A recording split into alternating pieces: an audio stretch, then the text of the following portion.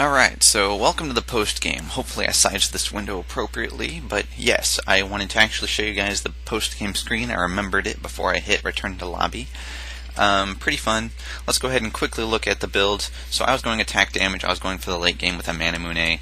I was eventually going to turn this into a Bloodthirster or two, but after this Vampiric Scepter I was probably going to build survivability, like say a bubble, since while my spell shield was working, you could see in the early game that I'd spell shield the first spell Annie used, and then her stun would be up, and then she'd stun me, and then I'd die horribly.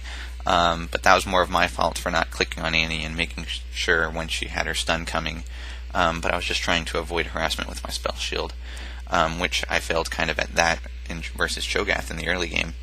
But I was going for late game with the Manamune and the Vampiric Scepter. Berserker Greaves are, of course, the best choice of boots if you don't need survivability on a AD carry of any sort. For our ranged carry, we did have, not ranged carry, RIP carry, we did have Malzahar. He built a Rylaze. He was building up a death cap, you can tell, because he has a blasting wand and a needlessly large rod. And he had, of course, penetration boots, and he started with that good old Doran's Ring for the early game. Alistar, again, starting with the Doran's Ring, getting a Chalice, getting a Glacial Shroud. I like his build. It seems to be working. Very fun. Olaf going Doran's Shield, and of course a fast Frozen Mallet. Berserker Greaves, as I said before, and a Vampiric Scepter, all very sound stuff. And Scion, going AP Scion, but getting Merc Treads just because of Alistar stun, the slow from Misfortune maybe, and Cho's knock up and silence, and Annie's stun. He was just scared, so he got Merc Treads, plus the little bit of magic resistance just helps. And of course he did go ahead and get that Morello's Evil Tome, which is, since it's a new item, it's kind of weird. Like, there's builds that use a Morello's Evil Tome, and they only get like 3 or 4 items, but Morello's is like among those that you use. But I haven't worked it into any of my builds yet, but it's a pretty good item. He was getting a Blasting Wand. I have no idea what he was building since it builds into so many things. So we had AP, AD, tank, AP, AD, pretty balanced, 2 ranged, 2 melee. So fairly well put together team. Our support was also our tank, so that was pretty nice. Although I don't know if Sivir still has the support tag. Maybe not. As far as being Sivir, I was fail with only 60 last hits. Fail, Sivir, you fail. Go away, scrub. In the red team, purple team, blue team, whichever team you want to call them, they're a color. Katarina was going AP carry, but she did get a Quicksilver Sash to try to get out of suppression from Malzahar as she was in the mid lane, as well as just to remove stuns in general. She did get the penetration boots, and she did get that fast Doran's Shield to try to lane better, but that armor didn't really give her much at all, as she wasn't laning against me and Olaf for some time. Something that might have been a mistake on our part, putting 2 ADs in one lane, and then putting the tank and the AP in the other lane. But Alistar and Scion, 2 stuns, very fun, not to mention the headbutt. So that was all well and dandy. Misfortune getting a Flash Philosopher's Stone so she can stay in the lane longer with lots of mana regen, health regen. Usually I get this on a Moo, you can watch that video. The gold purr is just fun to have. She was also going somewhat late game there. Berserker Greaves, again, really good choice. BF Sword and Dagger, all very attack damagey. Nothing I'm not going to disagree with anything that she built, but she did go 0-3 too, but I can't talk because I built good stuff and I went 1-5-8. So, their Cho'Gath, he was building, I don't know. Okay, this Cho'Gath makes no sense. So, they buffed AP Cho'Gath. They nerfed straight tank Cho'Gath. So this Cho'Gath decided to build a Phage, Berserker Greaves, Zeal, and a Giant's Belt. So with the Giant's Belt and the Phage, he probably was getting a Frozen Mallet. But at the same time, with the Phage and a Zeal, he could have possibly gotten a Sheen and turned it into a Triforce. I have no idea what this guy was doing. Possibly he was Trollface pre-made in a duo with Annie, who also went attack damage, although she did really well. But it was mostly because I failed at getting out of Annie's stuns, in my opinion. Just like Cho'Gath's kills were like me for a good portion of it. He just like, oh, I'm going to flash in. Oh, I'm going to nom you to death. Oh, hi. You forgot to spell shield my pop-up or something. But his slows with his Vorpal Blades, I'm assuming it applies to Vorpal Blades, helped. And then Annie being able to run faster with her Ghost Blade and auto attack harder with her. She was building ranged carry, even though they already had a ranged carry. So I don't understand Annie, but okay. They went 3 AD champions because of the way they built, not necessarily the way they are. Like Cho'Gath is more of a magic damage type person. And then they went 1 AP, which was Katarina, and so she was positive, and everyone else was negative because we had armor. Like, I have armor yellows, and then Dorn Shield, and yeah, I guess. I don't know. Our Alistar, though, thought they had a lot of magic damage because of Cho, Annie, and Kat, and so he did get a Negatron Cloak, and that did help him out as he went 3-1-4. Like, everyone on our team did good except for me because I was the bait as the squishy ranged carry, who has no escape aside from Flash, which I never used. So that's the actual post-game analysis that I should have been doing in other games. I could go ahead and look at grids and graphs, but this is already a long enough video, so I'm going to go ahead and return to the lobby, go to the profile, and let's go ahead and look at the champion Sivir herself, who I believe is the Battle Mistress, the Blade Mistress, the something Mistress. She's something. She's the Battle Mistress. So she's really easy to use. She's only 410, 400, no, it's 410s for a T3 rune, 420 IP, so you can get her really fast. You can tell I got first one of the day, and I'm already up to 406, and I had just bought a 410 rune, so I only had like 100 IP left over. So pretty fun there as far as how cheap she is.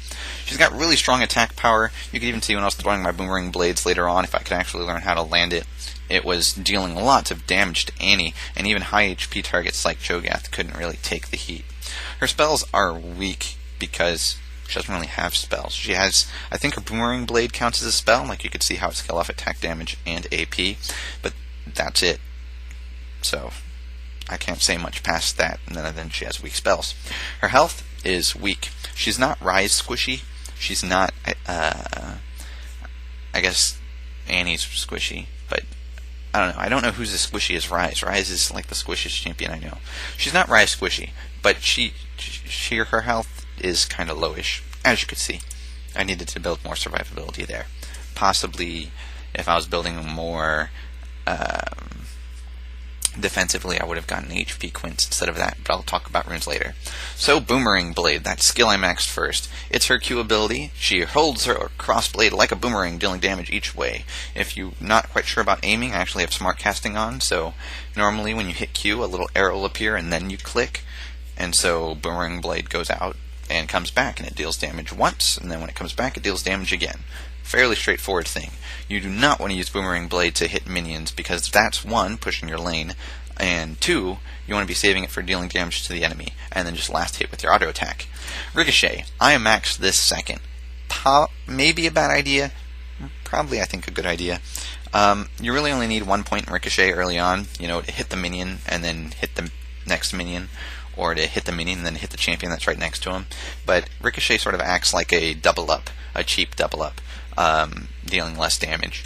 Later on, when you're built up and you have, 2 Bloodthirsters, a maxed up Manamune, Berserker Greaves, hey, that alone, why not?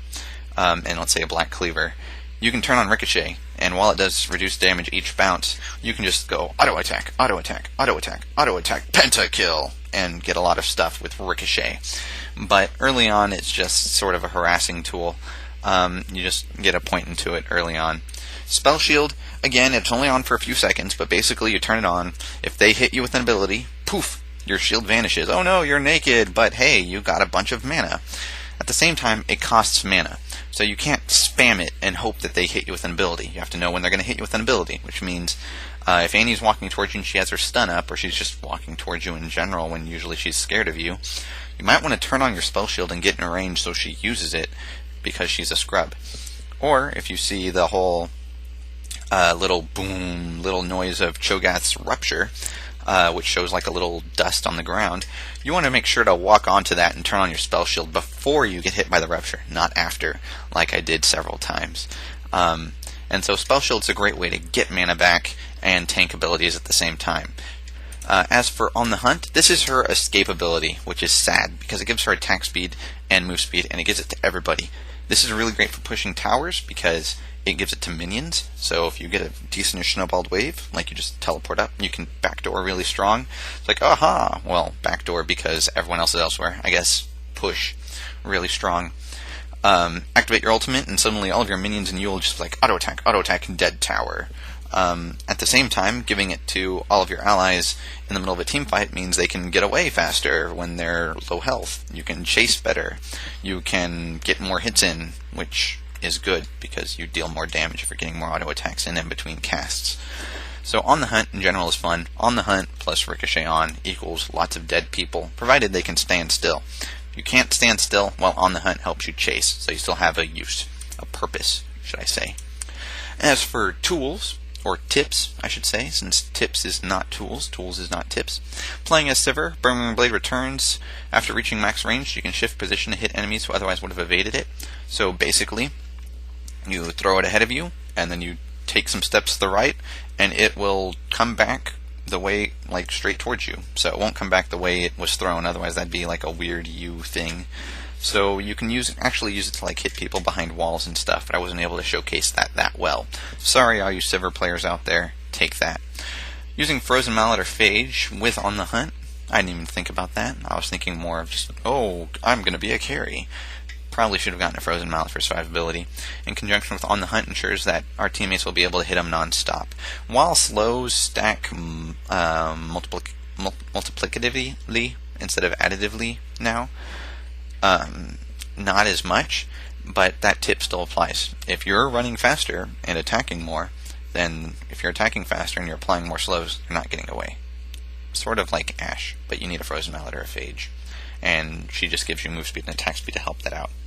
Playing against Sivir, Boomerang Blade costs a lot of mana to cast, so dodging it sets her back. If it hits you on the way out, avoid it on the way back. Pretty simple. If she actually landed her Boomerang Blade, get out of the way so it doesn't hit you again. It does cost a lot of mana, so throw off her spell shield, but I think they say that later. Sivir's support champion, so she's weaker than most champions when outnumbered. Yes, every time Olaf left the lane, Annie or Cho would like nom me or kill me with the Tibbers, because I'd be like, aha, spell shield! Oh crap, here's another form of CC, because of Annie's stun, silence, knockup. Yeah, no fun. I needed to learn to keep my distance better when I was alone. When laning against Sivir as a caster, aka someone who uses AP, like Malzahar or Annie, it may be possible to throw off Sivir's timing on her spell shield by faking an advance and backing off. Basically this means Annie's running towards me, it looks like she's in spell range, and then she immediately turns around after I cast my spell shield. Of course, this is assuming that you're fighting a competent Sivir, so if the Sivir is bad, which I'm hoping you can learn this as you're playing that game in particular, then just walk up and actually hit them with the spell. But making her waste her spell shield does drain their mana, and you could see me at low mana several times through there, which is why I was getting a fast mana Monet, although I probably should have kept the tier longer. But that's playing against Sivir, pretty normal. As for her story, you can read it. She's a mercenary. After serving Noxus, she predicted that there would be a standoff versus the Ionians, and claims that the High Command had lost her direction, and so they left. As for her skins, these two were on release. Spectacular Sivir, Warrior Princess Sivir, Bandit Sivir, that's new. Huntress Sivir is actually a skin that's actually released. A lot of people say it's not, but you had to like get a certain package or something. So I talked a little bit too long on Sivir. So jumping over to runes, my penetrating speed page. Basically, armor yellows, just to be a little bit more tankier. I need to replace this with attack speed. Attack speed blues, I want to get more ricochets in. Makes sense. Armor penetration. This is my one attack damage room. I haven't gotten a 9th armor penetration thing, so it's just there. But armor penetration reds and 1 attack damage, just so that way my stuff penetrates more of their armor and deals more damage. Really good if they don't get any armor, and of course if they get armor, then your penetration's needed. Hey, that's pretty cool. What I should have been using though is this. Her passive does give her some 20% extra dodge when moving, So you want to go ahead and add on to that dodge with dodge yellows if you can get them. So that gives me 11% dodge. Actually, I have dodge quints too. So 11% dodge extra if you go dodge yellows and quints. And then this is currently attack damage, but you should probably definitely replace this with penetration, armor penetration, as attack damage early on is only good for early on, versus armor penetration is always good. And I think armor penetration early on still beats flat attack damage unless you're jungling. Maybe. I'd have to look at math. And as for magic resist blues, you can switch that out with attack speed, but it's only like 4 or 5% attack speed, versus flat magic resist just makes you a little bit more tankier. But that's my take on what runes you should take as Sivir. On the same note, the way I just described these runes also works well with Jax, and maybe Udyr, but don't take my word for that because I haven't played Udyr. I've only heard about Udyr.